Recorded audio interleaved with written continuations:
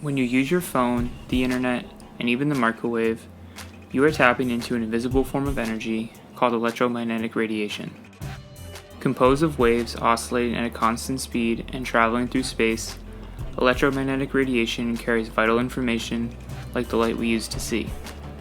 Electromagnetic radiation comes in various forms, depending on the wavelength or the distance between the crests and troughs of a wave.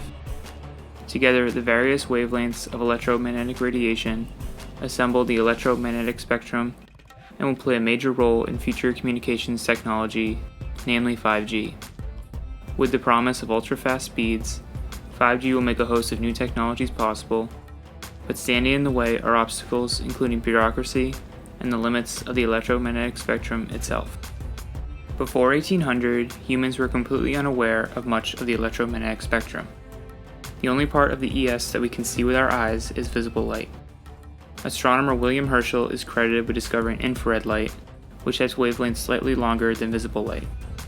Today, the electromagnetic spectrum ranges from extremely low frequency radio waves, with wavelengths thousands of miles long, to gamma rays, which have wavelengths around 1/1,000,000,000th of a meter. Electromagnetic radiation is also measured using frequency, expressed in hertz. Frequency measures the number of times a wave oscillates per second, with 1 hertz equaling 1 oscillation per second. The higher the frequency, the more energy the wave has. On the electromagnetic spectrum, electromagnetic radiation with long wavelengths has lower frequencies, while shorter wavelengths have higher frequencies. Depending on the frequency, electromagnetic radiation has a variety of uses. Radio waves with lower frequencies and longer wavelengths can be used to transmit information across long distances. Radio waves range from extremely low frequency to ultra-high frequency, with ELF waves traveling very long distances but having relatively little energy. EHF waves can't travel as far, but have higher energy and therefore can carry more information. With a frequency of 300 kHz to 3 MHz, medium frequency radio waves are used for AM radio broadcasting. These waves can travel hundreds of miles, but because AM radio has a lower frequency, it carries less information than FM radio operating at very high frequency.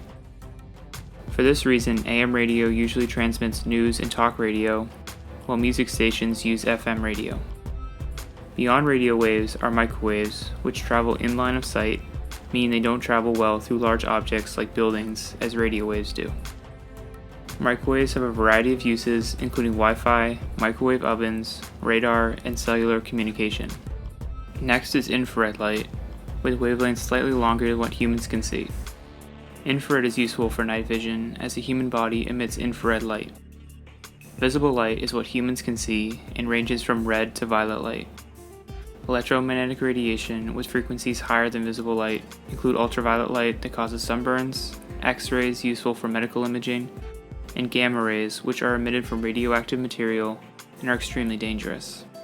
All parts of the electromagnetic spectrum are important for modern life, but for telecommunications, a section of microwave frequencies called the midband is especially important.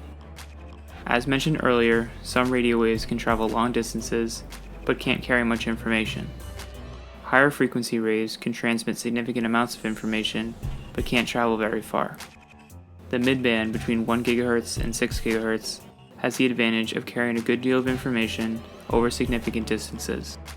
Because these frequencies are so useful, but limited, they are closely regulated by the government. It's helpful to think of the electromagnetic spectrum as land in Manhattan. Just as with the electromagnetic spectrum, Manhattan's land is very valuable, but finite. In total, Manhattan is only 33.6 square miles, just as there is only a certain range of frequencies split among the different types of electromagnetic radiation. For telecommunications, radio, micro, and infrared waves are the most useful and therefore the most valuable. Many companies and people in New York City want to be as close as possible to desirable areas of Manhattan, like the Financial District, Midtown, and the Upper West Side. The problem with both is that there is a massive demand, but finite supply. One solution is to increase the availability on a plot of land or a specific frequency of the electromagnetic spectrum.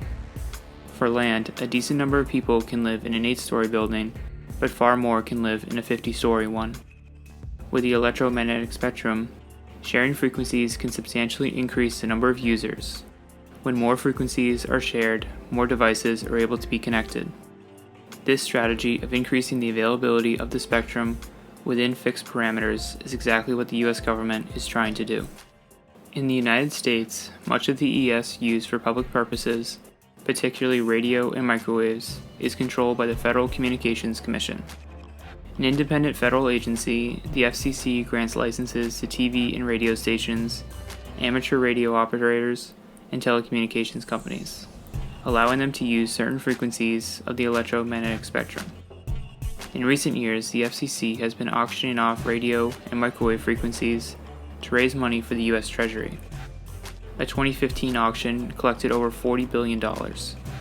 However, the FCC doesn't have jurisdiction over all radio and microwaves, as some parts of the spectrum are controlled by the Department of Commerce, which sets aside certain frequencies for strictly government use.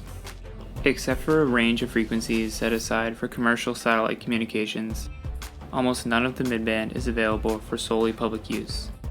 It is either exclusively available to the federal government or shared.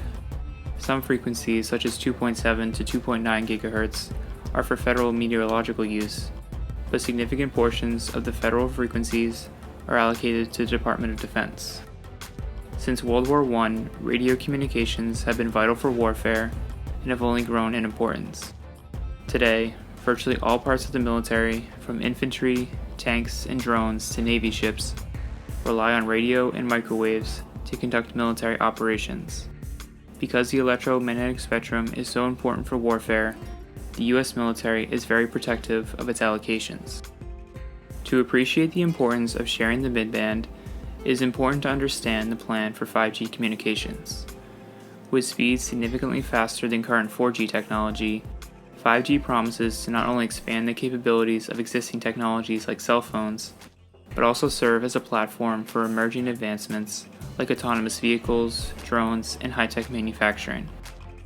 To serve as many people as possible while also delivering as much data as possible, 5G will be split into three pieces: the low, mid, and high bands.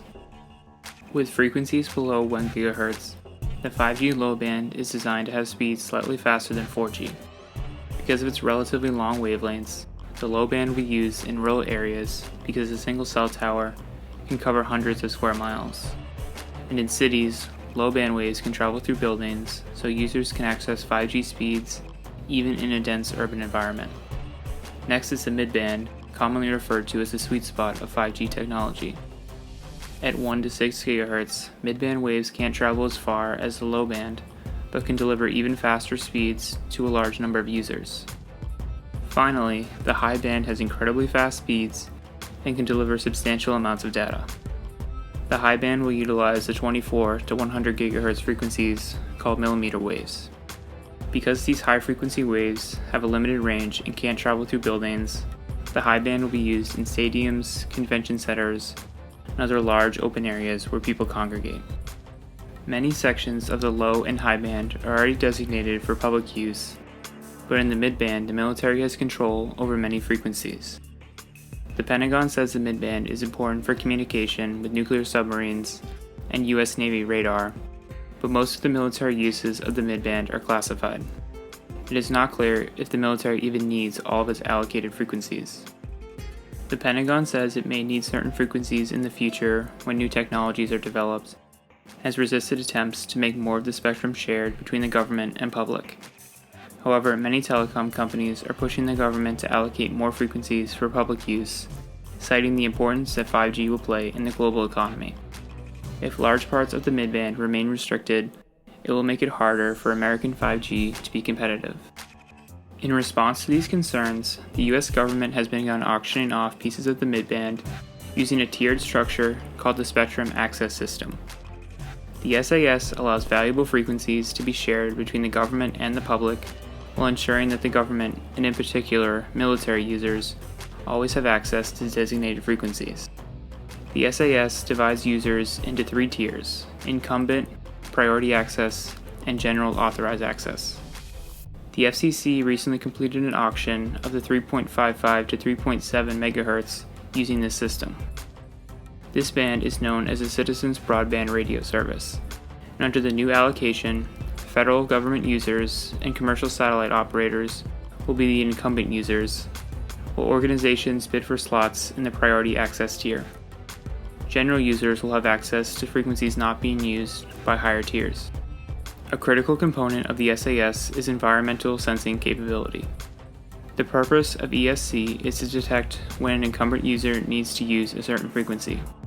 If there is a priority or general access user on that frequency, that user will be redirected to a different one so the incumbent user can have access without interference. With 5G speeds possibly reaching 10 times 4G capabilities, the CBRS promises to be a game changer, and many telecom companies are competing for slots. Thousands of licenses are being issued in every county in the United States. Despite the Pentagon's misgivings about sharing its valuable mid-band frequencies, there are signs the military is willing to allow more commercial access to the mid-band. 5G will revolutionize both civilian and military communications, and both commercial and government organizations will contribute to its development. The US government is concerned about China's progress with 5G development and the consequences that will follow if China beats the US in a widespread rollout of 5G. Known as the first mover advantage, countries and companies that are the first to develop a new product or service typically have a competitive advantage over later market entrants. With wireless communication, the first mover can set up the infrastructure and hardware necessary for a specific technology and benefit when competitors and other customers buy these components. America and American telecom companies greatly benefited from the US being one of the first countries to roll out 4G over a decade ago. However, China now appears poised to dominate 5G, partly due to restrictions on mid-band use in the US. Chinese dominance of 5G would come at the expense of Western telecom companies and bring an array of security concerns. The battle over American spectrum allocation is one which is largely hidden from the public, with different companies and government organizations all jockeying for the coveted microwave frequencies. The results will have a profound impact on various fields. Just as 4G made it possible for far more data to be shared than 3G, 5G will raise the bar even higher. What remains to be seen is to what degree America takes advantage of this new technology.